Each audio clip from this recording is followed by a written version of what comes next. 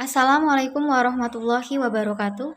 Perkenalkan, nama saya Elva Nurlena. Di sini saya akan menyampaikan materi kegiatan belajar 2 dan kegiatan belajar 3. Langsung saja untuk materi yang pertama ini, yaitu kegiatan belajar 2 mengenai keterampilan memberi penguatan. A. Pengertian dan tujuan.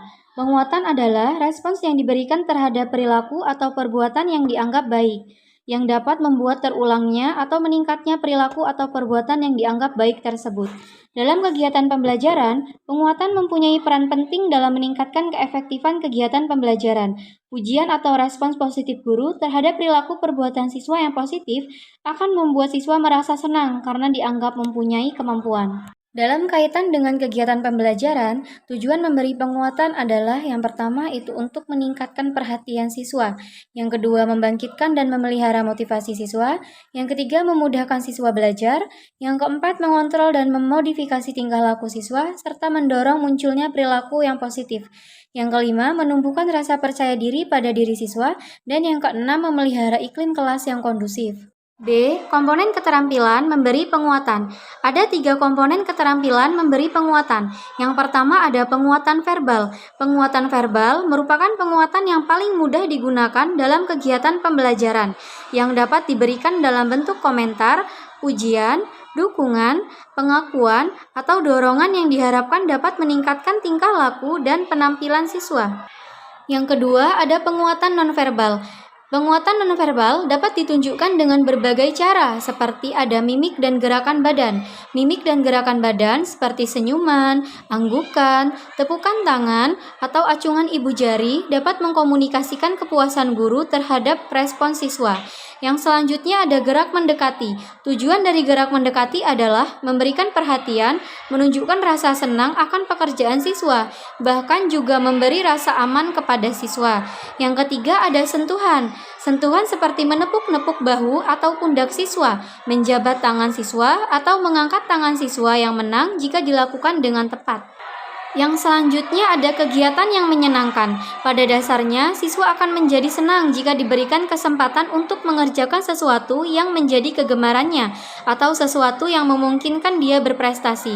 Oleh karena itu, kegiatan yang disenangi siswa dapat digunakan sebagai penguatan. Selanjutnya ada pemberian simbol atau benda.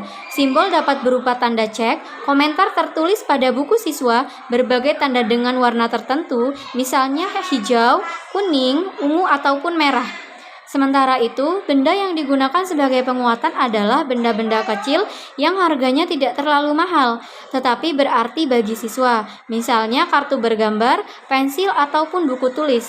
Dan yang ketiga ada penguatan tak penuh. Sesuai dengan namanya, penguatan tak penuh diberikan untuk jawaban atau respons siswa yang hanya sebagian benar, sedangkan bagian lainnya masih perlu diperbaiki. Oke, prinsip penggunaan.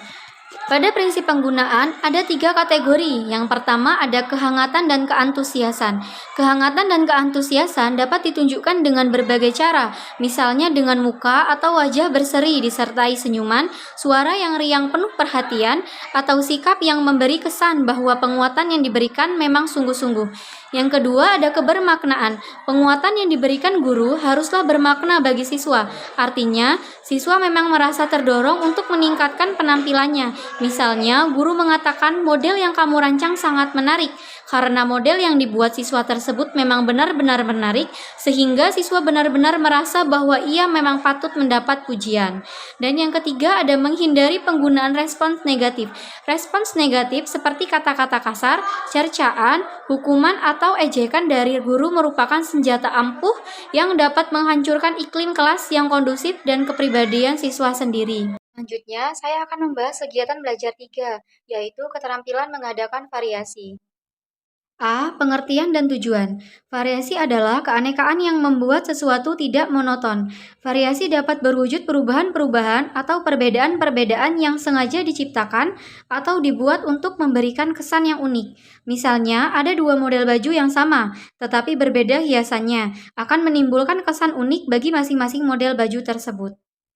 Variasi di dalam kegiatan pembelajaran bertujuan antara lain: 1. Menghilangkan kebosanan siswa dalam belajar. 2. Meningkatkan motivasi siswa dalam mempelajari sesuatu.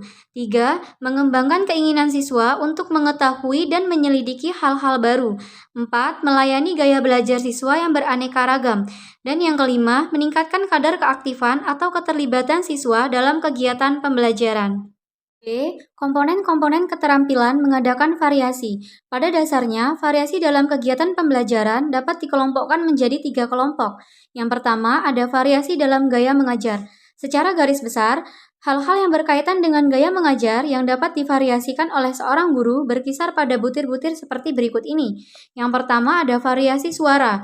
Suara guru dapat dikatakan merupakan faktor yang sangat penting di dalam kelas, karena sebagian besar kegiatan di kelas akan bersumber dari hal-hal yang disampaikan guru secara lisan. Suara guru yang meninggi secara terus-menerus akan membuat pendengar menjadi capai. Demikian juga suara lemah secara terus-menerus akan membuat pendengar mengantuk atau perhatian terpecah. Selanjutnya ada pemusatan perhatian. Dalam mengajar, guru sering menginginkan agar siswa memperhatikan butir-butir penting yang sedang disampaikan. Hal ini dapat dilakukan guru dengan mengucapkan kata-kata tertentu secara khusus, disertai isyarat atau gerakan seperlunya. Selanjutnya ada kesenyapan. Kadang-kadang ketika guru sedang asyik berbicara, suasana kelas agak terganggu. Ada siswa yang mengantuk, berbicara, atau bermain dengan temannya, atau mungkin ada yang sibuk sendiri. Untuk mengatasi hal ini, guru dapat menerapkan kesenyapan. Yang selanjutnya ada mengadakan kontak pandang.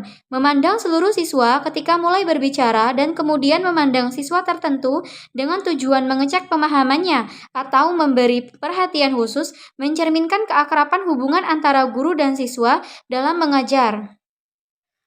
Selanjutnya ada gerakan badan dan mimik. Mimik dan gerakan badan merupakan alat komunikasi yang efektif. Variasi mimik dan gerakan badan yang dilakukan secara tepat dapat mengkomunikasikan pesan secara lebih efektif dibandingkan dengan ucapan yang bertele-tele. Selanjutnya ada perubahan dalam posisi guru. Posisi guru ketika mengajar di dalam kelas juga berpengaruh kepada kegairahan siswa belajar. Sebagai seorang guru, Anda tentu setuju bahwa selama mengajar, guru tidak seharusnya terpaku di satu tempat. Dan yang kedua ada variasi pola interaksi dan kegiatan.